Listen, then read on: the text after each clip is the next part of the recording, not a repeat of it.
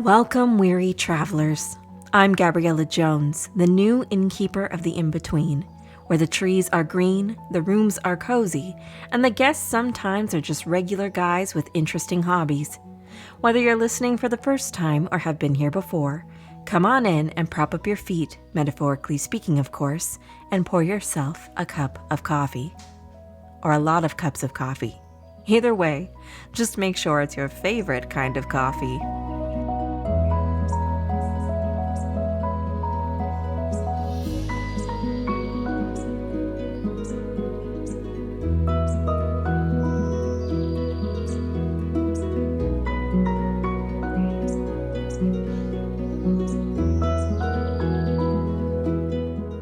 Whether you measure the seasons by the astronomical or meteorological calendar, summer is certainly fading away, and I'm so excited that it's finally September.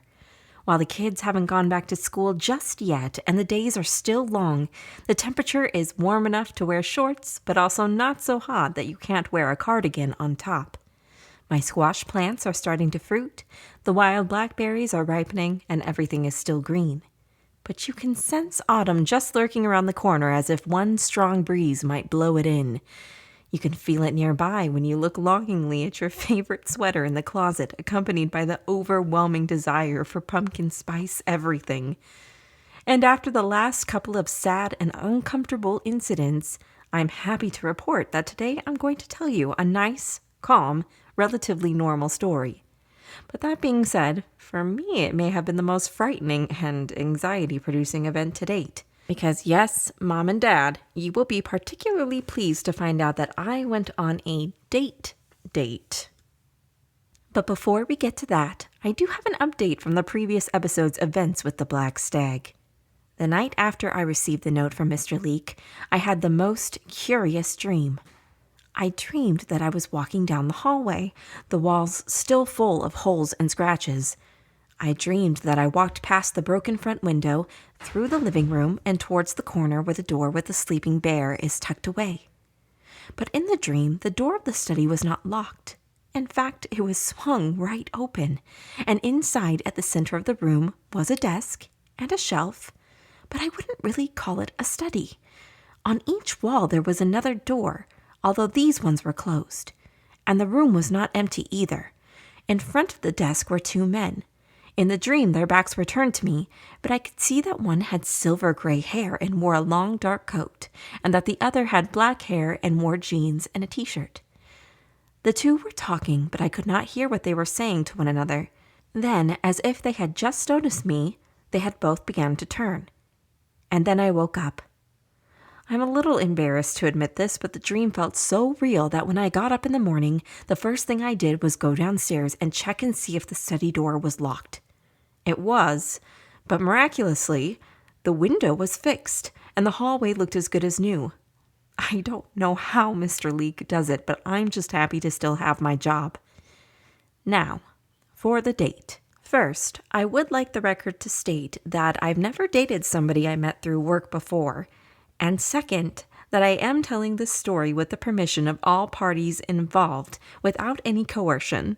After all, he is a radio guy. Frank arrived at the inn with a curious amount of baggage for a young man, not much older than me, booked only to stay for a handful of days. He kept fumbling with his glasses and his curly blonde hair after setting it down in the foyer and coming up to the reception desk, which I found very endearing and cute. "Frank," I said as I read the name on the reservation, "do you like hot dogs?"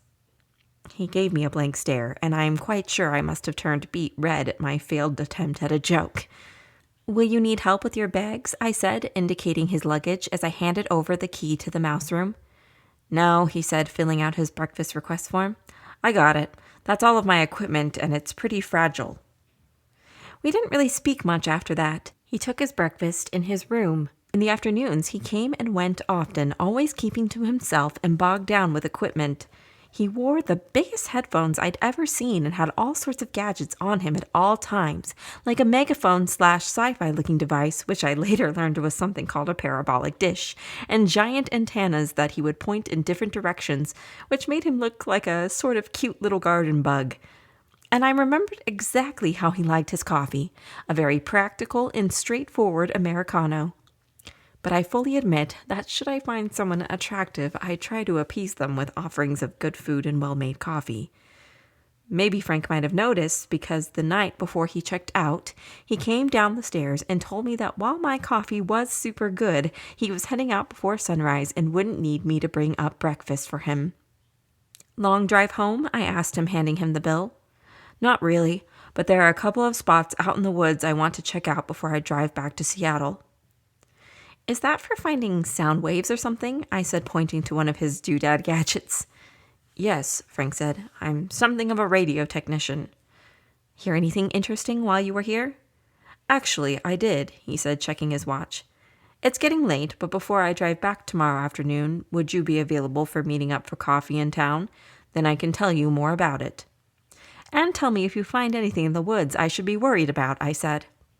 He gave a small chuckle, and after searching on his phone for a spot to meet, we settled on Sugar Moon Coffee House down in Shearwater at 2 p.m. the next day. Sure enough, when I got up in the morning, he was already gone, but fortunately, he was courteous enough to pick up most of his room, so I was able to get my work done quickly.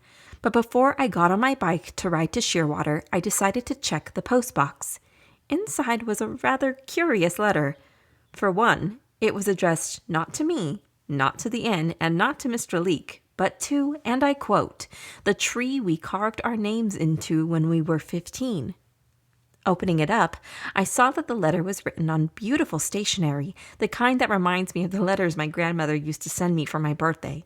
It read, quote, "It has been quite a long time since we have even given thought to you, to your branches reaching into the sky and up towards the sun's warmth, and for that we are sorry.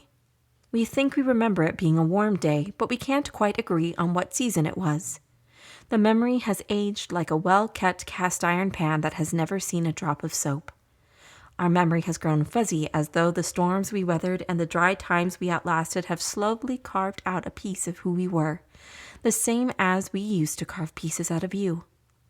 It was a promise in your back that when we said forever, we meant it. But you made a promise too. And just as surely as we wear the weathering of the years on our skin, you too wear it on your bark and deep in your wood. Except the only way to know your harsh times would be to cut you down and examine the story in your rings. And we want you to never be cut down. When we left you there, those wild years behind us filled with laughter, long days and long nights, we had an idea that we would be young forever. We used to lay on quilted blankets and watch the stars move slowly through the sky, not knowing that we were the ones moving at the speed of light. It seems in a single blink we were in the now. We had grown branches of our own. We had nurtured seedlings that sprouted into their own beings, and soon they were nurturing children of their own. Now as we sit here together, we can see that everything is drawing to a close. The sun is setting in the distance, and now we realize that we left our names in you, picked up our things, and never returned. We think it is strange how now that we work through the last bits of ourselves, like the last pages of a story, we are just simple pieces of paper. As the book comes to an end and we try to ease the upcoming burdens of orphanhood, our minds turn back to you and the wild days that we can't quite remember. The place where we made so many promises. The place where, at the end, we came out with love. The place that we remember fondly as home. Sincerely, the names carved just under your branch on the left side facing towards the rising sun. Unquote. You know, I think at some point, we all meet someone whose name we carve a place out for. Not just on a tree, which, as a botanist, I don't quite endorse, but deep inside our hearts. At least, I hope so. I haven't found a person to put my initials next to on a tree or anywhere else. But it was the first time in a long while that I'd been both anxious and excited to meet someone, and I was genuinely interested in hearing more about what Frank did. So I considered the letter a good omen as I rode my bike down into Shearwater. Admittedly, I was also looking forward to trying the coffee at Sugar Moon, one of the many shops in town I haven't had time or reason to visit yet, and see if their lattes were as good as mine. I will say that if I were ever to open a coffee shop, Sugar Moon Coffee House is just what I would want it to be like. The outside was covered in ivy that grew up the side of the building and over a cafe awning, shading a cute patio, which looked like the perfect spot to read, or have lunch with a friend, or chat with someone on a date. Inside, it was decorated with more houseplants than I could name offhand, and tastefully decorative garden gnomes on shelves beside them. A streamer of moons hung across the coffee bar, and everything was bright and earthy, and the smell, oh my God, the smell of coffee and vanilla mixed with the daffodils growing on the window was to die for. The lady behind the counter had beautiful hair that curled in every direction. She leaned towards me, draped in a yellow shawl, and gave me a friendly and knowing smile. Frank waved to me from by the window, where he had already settled in with his laptop and radio receivers. To be honest, I was a little disappointed because I wanted to sit outside. For one, having worked as a barista myself, I know that they can be a little nosy, and I would have preferred to be away from the prying eyes of the lady behind the counter. And after seeing all of his things all over the table, I also hoped Frank wouldn't spend the whole time looking at his laptop. But with all of his stuff out, I felt bad asking him to move. "I waited for you before I ordered," Frank said as I took a seat. I told him I genuinely appreciated him waiting for me, and trying to be a good sport, I also asked him to tell me more about his work. The conversation went something like this. "What is it that you do?" I said. "I just completed my master's in radio frequency engineering. Now I'm working at the university near my house," said Frank. "Wow, I'd love to get a master's someday." "It seems like you're doing all right without one," said Frank. "Do you really need a master's to work in hospitality?" "Oh no," I said. "This is just a job at the inn. I'm a botanist, or at least I would like to be." "Oh," he said. "What are you researching at the university?" I asked. "I'm doing a study on radio communications between foreign entities," he said, "specifically on number stations." "What are those?" I asked. "They're shortwave radio broadcasts used by undercover intelligence officers," he said. "You mean like spies?" "Yes, exactly," he said. "Right now, we can hear radio transmissions of governments and foreign powers at work over the air. If you have the right equipment, that is." "So, are you looking for one of those stations?" I said. "Yes. On my visit, I was detecting radio frequency due to the unusual amount of waves in the area. I thought it might denote the presence of a station, but unfortunately for me, I was unable to record any sort of evidence. I did, however, get some interesting readings I'd like to show you." Now, as a botanist enthusiast myself, I know I've seen the look in people's eyes and the way they glaze over when I get into the technical aspects and vocabulary of my field. So I tried very hard not to do the same as Frank tried to explain what all of his readings meant and how the technology worked. If you're listening, Frank, I promise I did my best not to do the same as you explained everything to me. And, as I said earlier, I distinctly remember the parabolic dish. I have a sneaking suspicion, though, and Frank, feel free to call me out on this, that I wasn't doing a very good job, because the barista behind the counter chose to close in soon after that. "Pardon me," she said, coming over to our table, and with her shawl looking like a great yellow bird perched over us. "Would I be right in assuming that you two are on a date?" Not wanting to embarrass myself, I decided to let Frank answer, and to my relief he nodded. "Wonderful," said the barista. "A coffee house is the forge of connection, a perfect place for a date, if I do say so myself. But it does require actual coffee, does it not?" she then said, looking pointedly at our table, empty of any mugs or beverages. "Oh, I'm sorry," I said. "We should order." Oh, no need to apologize. It's just my personal belief that coffee is a certain kind of magic, a real-life love potion brewed just for each person. No two alike people, no two alike coffees. So there's really nothing more intimate than knowing exactly how another person likes their coffee, just so, said the barista. Oh, I entirely agree, I said, nodding my head. Do you? She said with a big smile. Then allow me to introduce myself. I'm Iris. Sugar Moon Coffee House has been in my family for generations, and if you're willing to indulge me, I'd love to introduce you to one of our little traditions here. A test of your compatibility, as it were, where you will each secretly order a drink for the other. If it is a perfect cup of coffee, then you just might be the perfect match. And if it's not, said Frank. Well, you can make your own choices after that, said Iris with a half laugh. It sounds like fun, I said. You first then, my dear, she said, waving for me to follow her. Going up to the bar and having made Frank coffee every day all week, I was quite confident in my choices as I picked out a no-nonsense dark roast with a hint of caramel for an Americano. When I returned to my seat, Iris grabbed Frank by the arm before he could protest and led him away to do the same. What do you think of all this, Gabby? He said when he returned. I guess we'll have to see, I said with a smile and a shrug and ignoring the fact that he had called me Gabby. But we were both awfully quiet as we waited for Iris to return. Enjoy, my dears, she said as she handed us 2 large mugs. Oh, pumpkin spice, I said with a sniff as I looked at the mug in front of me. I figured most women like it this time of year, said Frank with a sheepish expression. It looks good, thanks, I said as Iris retreated back to the counter. Shall we then? There was nothing inherently wrong with the coffee. The beans weren't burned, the texture was great, and I do like pumpkin spice as much as any other person, but Frank and I both set our drinks down only after a sip or 2. How is it? He said. It's... I began, trying to find the words. Just okay, he eventually offered. Yeah, it's just okay, I said, finally admitting what I think I had known all along. Mine too, he said, and I felt a rush of relief go through me. I think he must have felt the same, because after a moment we both started laughing.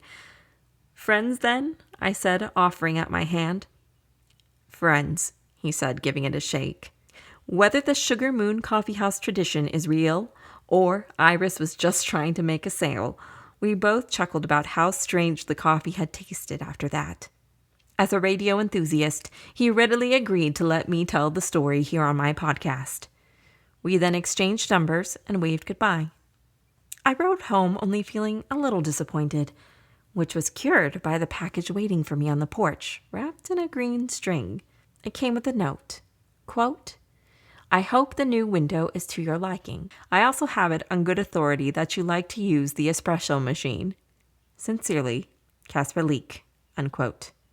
I can smell the beans through the package now, and it smells so good. You know, I think I'm going to use this and go make my own pumpkin spice latte now, just to my own liking.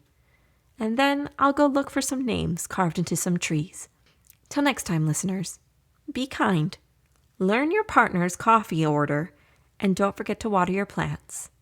Gabriela Jones.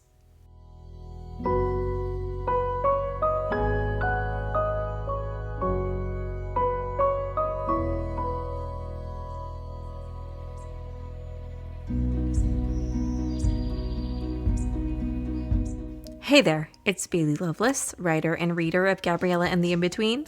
Thanks so much for joining me on this week's episode. A special thanks to Fairly Rowan Wynn for contributing the beautiful letter featured on this episode. Fairly is a collector and recorder of stories that need to be told. Sometimes it comes in the form of a letter, or poems, or actual stories, or actual things. In her time off, she masquerades as one Chastity Anderson, a young woman who has a BFA in creative writing from the Institute of American Indian Arts. Afterwards, through a series of serendipitous events, she became a teacher of the visually impaired. She has been in her current occupation of a teacher for around 10 years. If you need to locate her, she lives in Albuquerque, New Mexico, and removes the mask at night. You can follow her on Instagram at Fairly Romanwind. Thanks again, Fairly. Now, if you enjoyed the show, please consider supporting via Ko-fi, link in the show notes. It costs less than a latte at Sugar Moon Coffee House, and your contribution goes directly towards Gabriela's student loans. More importantly, it keeps the show advertisement free. New episodes of Gabriela The Inn Between release twice a month during the quarter moon phase, with the next episode scheduled for September 17th. I look forward to seeing you there. In between time, keep warm and keep well. See you next time.